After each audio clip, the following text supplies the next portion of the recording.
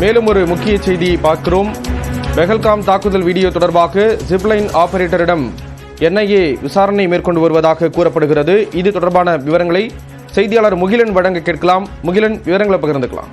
ஸ்ரீராம், 2 காட்சிகள் வெளியாகின. அதுல அந்த பெஹல்காமில் இருந்து ஒன்று துப்பாக்கி சூடு நடத்தும் போது அங்க இருக்கக்கூடிய சுற்றுலா பயணிகள் ஒளிந்து கொள்ளக்கூடிய ஒரு காட்சியை வெளியிட்டிருந்தோம்.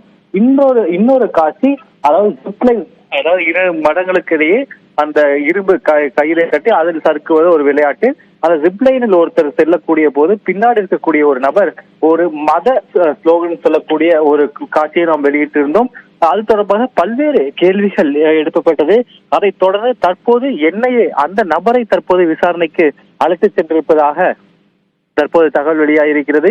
அதாவது துப்பாக்கி சுடும் சட்டம் கேட்கும் போது அந்த நபர் அந்த ஜிப்லைன் இருக்கக்கூடிய அந்த சுற்றுலா பயனை தள்ளிவிட்ட பின் ஒரு மத ஸ்லோகனை அதை சொல்லுவார். அதைத் தொடர்ந்து அது தொடர்பாக தான் பல்வேறு கேள்விகள் முன்வைக்கப்பட்டது.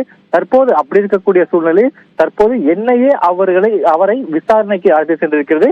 ஏற்கனவே நாம் பார்த்திருக்கிறோம், கடந்த வாரத்தில் நூற்றுக்கணக்கானோரை விசாரிக்கும் பணியில் பாதுகாப்பு படையினர் ஈடுபட்டு வருகின்றனர். அதாவது இந்த தீவிரவாத சம்பவத்தில் ஏதேனும் தொடர்பு இருக்குமா என்று சந்தேகப்படக்கூடிய நபர்கள் அனைவரையும் பிடித்து விசாரணையானது மேற்கொள்ளப்பட்டு வருகிறது. தற்போது வரை குறைந்தது ஒரு 1500க்கும் மேற்பட்டோர் இந்த விசாரணை வளையத்திற்குள் கொண்டு வரப்பட்டிருக்கின்றனர். ஆனால் இதுவரை எந்த அதிகாரப்பூர்வமான அல்லது ஒரு கிரெடிபிள் லீட் இதுவரைக்கும் பாதுகாப்பு படையினருக்கு கிடைக்கவில்லை. அதனால் தற்போது இந்த செல்போனில் இருக்கப்பட்ட காட்சிகள் தற்போது வெளிவர ஆரம்பித்திருப்பதை அடுத்து பல புதிய லீடுகள் தற்போது பாதுகாப்புடனுக்கு கிடைத்து வருகிறது. அதை வைத்து தற்போது விசாரணை அந்த கோணத்தில் நகர்வதையும் நம்மால் புரிந்து கொள்ள முடிகிறது. ஸ்ரீராம், தகவல்களை வழங்கியதற்கு நன்றி முகிலன்.